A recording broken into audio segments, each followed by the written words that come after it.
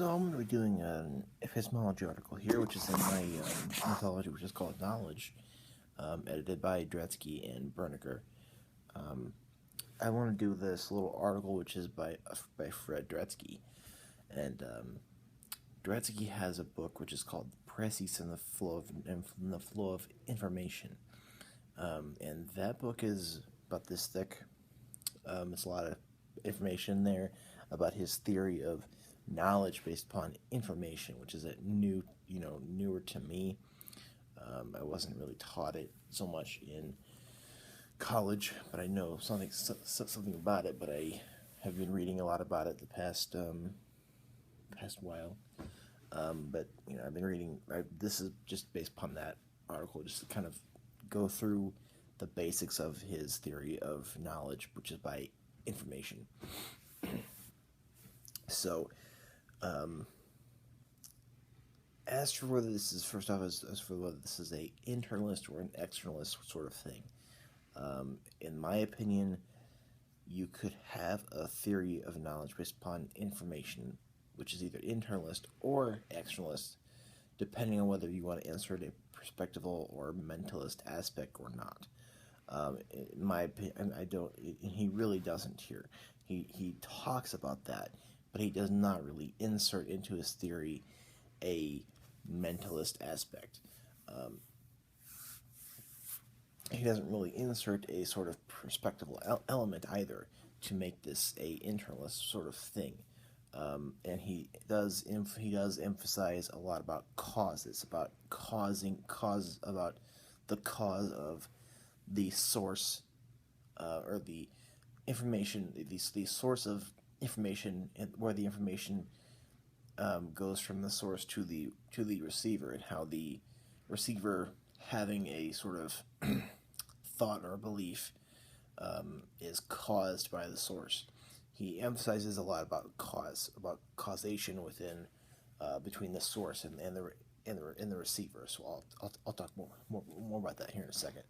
So he says that to develop a philosophically useful theory of information, a theory would, one, preserve enough of our common understanding of information to justify calling it thus. Number two, to make sense of the theoretically central role information plays in the descriptive and explanatory efforts of cognitive scientists.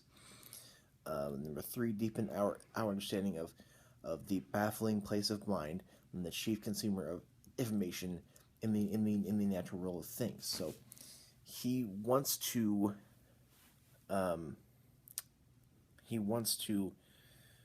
pretty much, he says this, that he wants to bridge the gap between philosophy and cognitive science, and thus psychology, via the idea of information.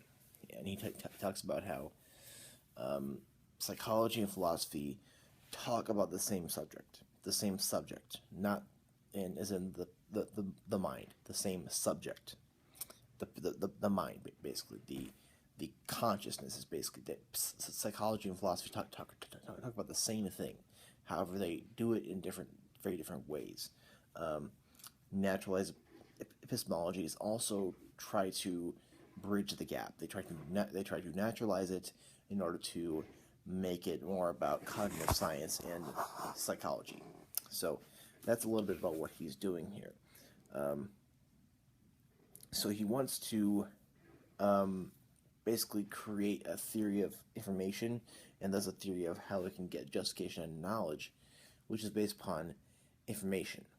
And information is very, it's really a newer, yet very interesting concept in the theory of knowledge, because information is basically what we have to have in order to have beliefs and thoughts. Now, it's, he's using this sort of terminology in order to have this theory, but you could talk about information in various different ways, data or whatever, or what have you. So he wants to think of information as an objective commodity. He wants to think of it as, again, this is why I think he's more of a externalist here, because he wants to think of information as a objective thing. He thinks that psychology and philosophy have the same subject in common. It's about the same thing, and he says that what makes some processors of information sources of meaning. So the truth is that it's all the same subject. However, not every subject is the same. It has to have the correct. It has to, every subject is itself a processor of information. Each subject in mind processes the information that it gets into thoughts and beliefs and propositions, and it's very possible that a processor could, not very well formulate that stuff into meaningful data or meaningful stuff. So you have to. He wants to figure out what it is, to taking meaningless stimuli from a source of information into actually meaningful thoughts and beliefs. He says that processors taking meaningless stimuli into meaningful thoughts, beliefs, and thus knowledge. So he has three parts here. One which is about developing a scientific theory of knowledge. The second part.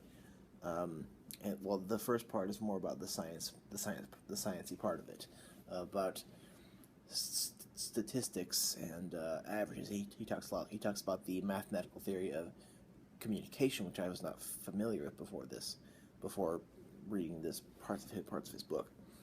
And he talks about knowledge and thus perception also. So pretty much the mathematical theory of communication, it did what it did. It does what it does for a different purpose. However, it's useful to him because of to deal with certain sources and channels. We have a source of information and we have a receiver, and the channels as to how we get there. He wants to think about that and as to what that is, and think about the causation between the two, and the statistical average of I guess it's as to how much info or how much information at R, or the receiver, is transpiring, or how much info is actually getting there.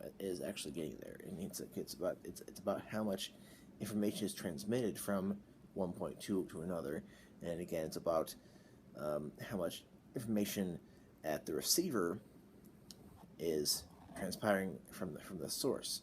So we have the reason that the mathematical theory of communication is in concern here is because of the communication between the source and the receiver, thus the channel. And he wants to think about the statistical quantity of information going between each. The communication theory deals with statistical averages, which is why this is helpful. And he says that one cannot average what information as a signal carries, but he can average how much information a source carries. So he wants to develop an account of what information travels and carries from the source to the receiver.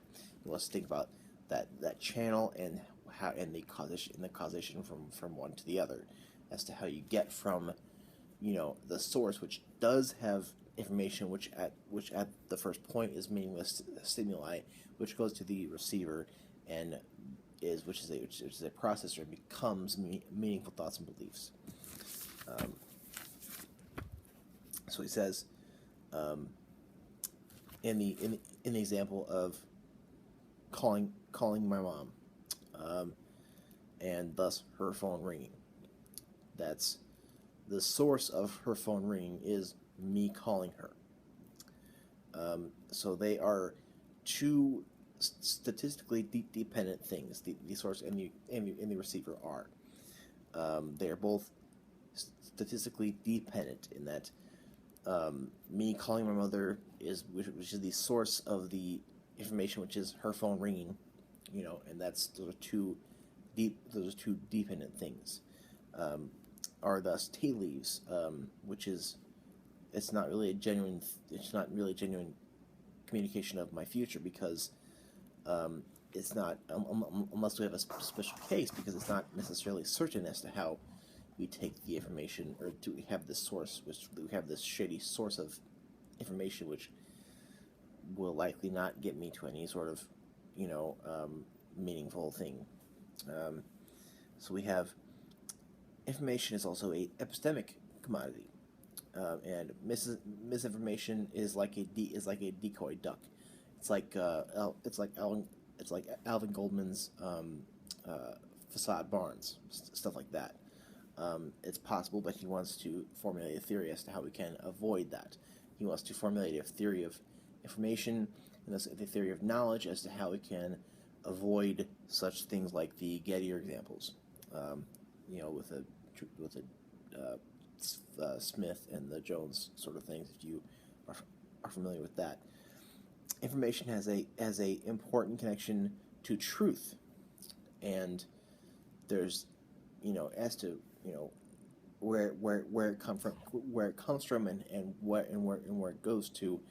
There's a lot of things to figure out between those two things, and as to how it goes from, as to how it comes out of the source as stimuli, and how it comes to just meaningful things. There's a lot to work out there, and I think he really goes in the actual book. He goes into real depth on that. However, in this article he doesn't. So I just want to keep doing this little overview. Information can be transmitted from things like gauges and machines. Let's think about David Armstrong's thermometer. Like in the example, his thermometer is off. It's like it's calibrated wrongly. It's off. Like it will give you the wrong temp. He wants to pretty much. The truth is that a thermometer, which is a source of info, can give you a number, and we have to, given science, we have figured out how to take a number and get actual meaningful data as to how cold it is outside, or how cold it is when you're taking the temperature of a meat to see if it's safe to eat or not. I do that at work every day. That's a simple thing.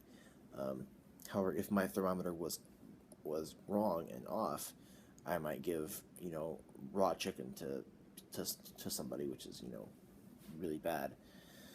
The processor, which is the receiver, relativizes the objective commodity of information. So the processor, thus the receiver, relativizes the information as to his current beliefs, as to his current surroundings and current system of thoughts and beliefs. And we have the flow of information without conscious agents who know things, but without a regular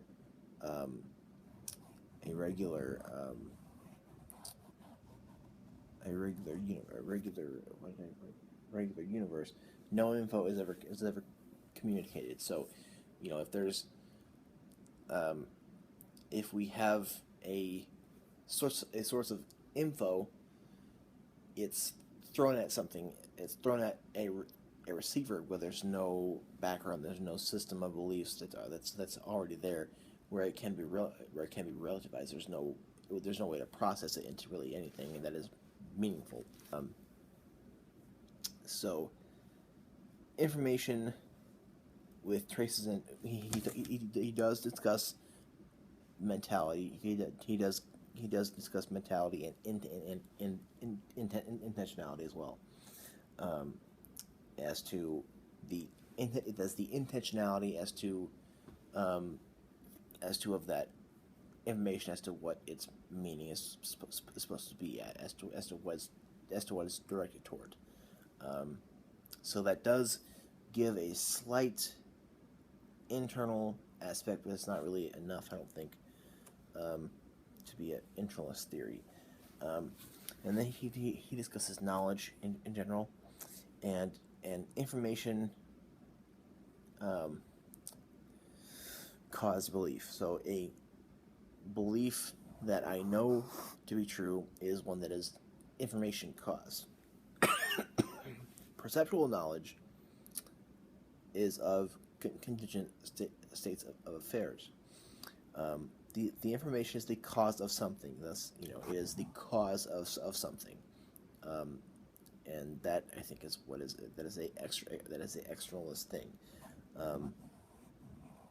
One can get into a justifying relationship with something false, but not in a informational relationship with something false. So, given the typical externalist theory of knowledge, or even the internalist one, given the Gettier examples, you can have a justified true belief that is false, or justified belief that you might possibly know that is false. However, with this theory, that is not possible, because a source of information information itself has a deep connection to truth, pretty much. So that's a basic reason why that cannot really happen.